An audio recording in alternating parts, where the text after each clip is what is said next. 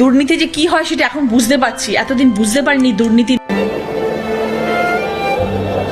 বিশাল বড় লস, কারণ জীবনের শুরুটা আলাদা করে এখন আমার পেছনে আর কি বাঁশ দেবে, সবাই বাঁশ খেয়েই আছে, সবারই পেছনে একটা করে বাঁশ আছে। দিদি নাম্বার 1-এর নতুন মুখ স্বস্তিকা মুখার্জি।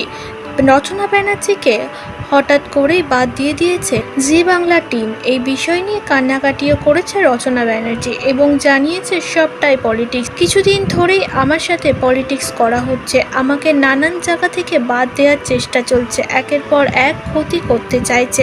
অবশেষে এই বিষয় নিয়েছে স্বস্তিকা মুখার্জি। তিনিও নোংরা ভাষায় ধুয়ে দিয়েছে রচনা ব্যানার্জিকে। তিনি জানিয়েছে যে আমার পিছনে তো বাস দেওয়ার জন্য অনেকেই আছে, এবার কাছের মানুষগুলোই তৈরি হয়েছে, যাদেরকে এতদিন নিজের মতো করে ভাবতাম, যাদেরকে সিনেমা জগতে এসে থেকে দেখেছি, তারাই আজকাল আমার পিছনে বাস দিতে চায়।